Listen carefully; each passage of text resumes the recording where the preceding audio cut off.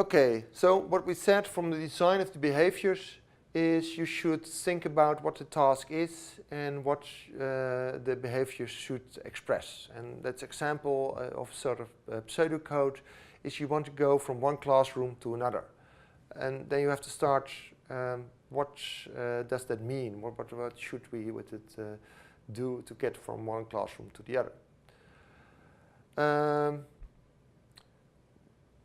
The first thing that you have to do is that you have to think, okay, what's the current location, and then what's the destination.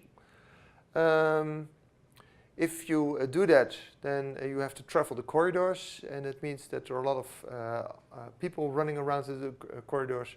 How do you see those people running around, and how do you make sure that you don't bump in them? You're never sure that they go around you. So if they're standing still, then you should think about ways to go around them. And that's what it. If you encounter a professor, then you should say hello. It can always happen that the environment changes, so that you should also think about how to cope with that.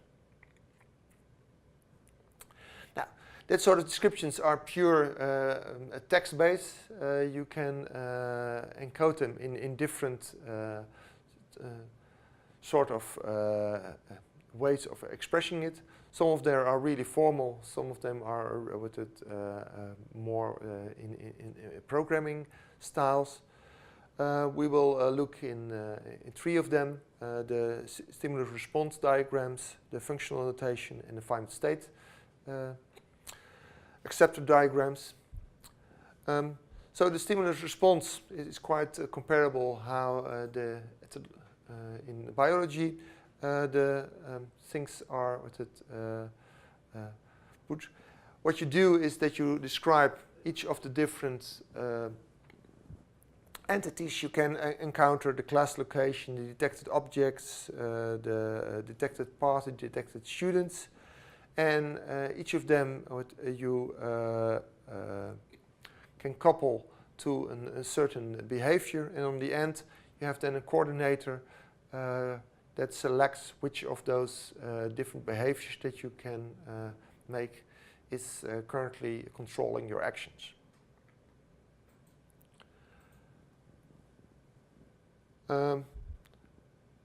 What you can do if you do it functional is that you describe each of those actions as a function that gets a number of parameters. The parameters are the things that you see in the environment. And based on that, you get the result of that function, and that sends now the mode response. So you have the input and output of the function. Then you have the finite state diagrams. That means that you have a certain state where you're in. You describe every time what happens, how you stay in that state, continue your journey if you're still not at class, and when you detect that you have reached the right classroom, then you go to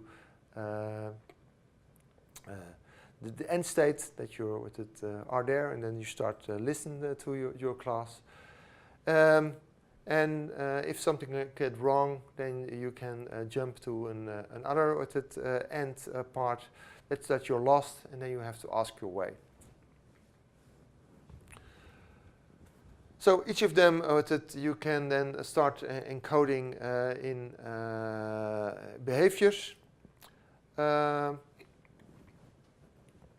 What you can do is that you can not only suggest what you should do, but you can also add a certain weight to each of those responses.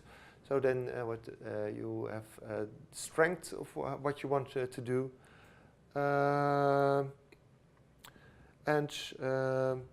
in the stimulus response, you do that not only by the strength is in a certain speed that you want to do, but you also want to do that in an orientation, and it means that everything is encoded in the same way, and that's done in a polar notation.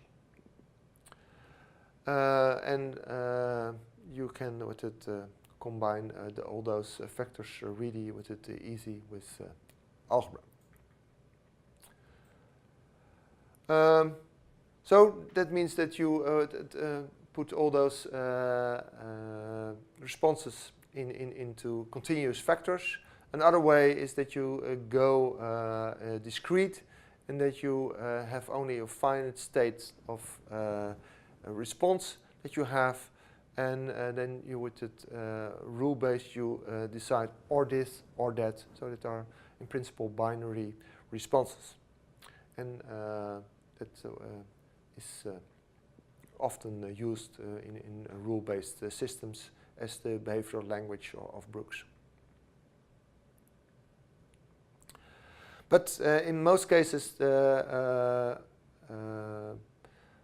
robot lives in continuous world, so that means that you do a continuous encoding, and that's part that we already saw in the beginning of this chapter in the potential fields with the Toad robot.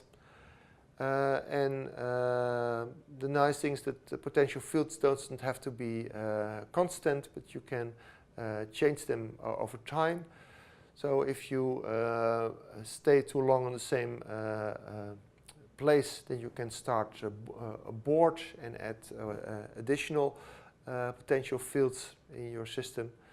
And that is a very natural way to encode robot schemas, but we'll see examples of that in the next chapter.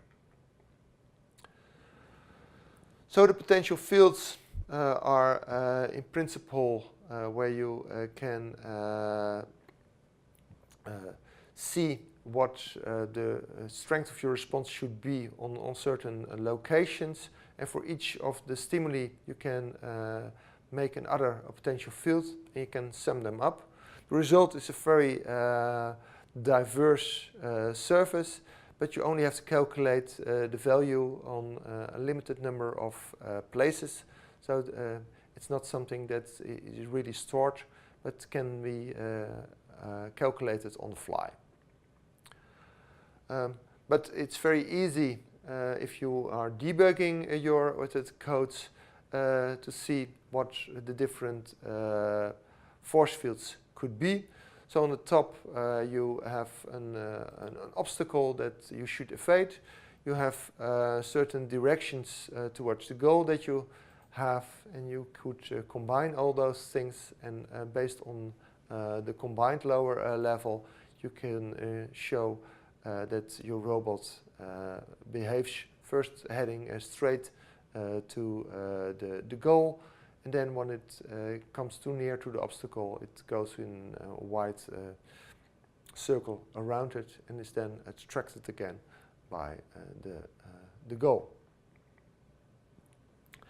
And even with it, you could have a spin field. That means that you have a preferred direction how to pass along an obstacle, and that's quite easy. That's precisely also the rule that we have in traffic, that nearly everywhere in the world we drive on the right side, except in some countries that are still driving on the left side.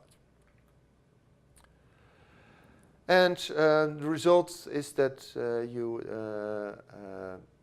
can build up quite complex behaviors. Here's an example of a local minima that you are caught by an obstacle, but by dynamically changing the force fields you can even evade this sort of things. The difficulty is that you count all the responses in the same way in a certain part, and you have to weight all those different contributions, and that's quite dependent on your environment. and first has to be tested if it works.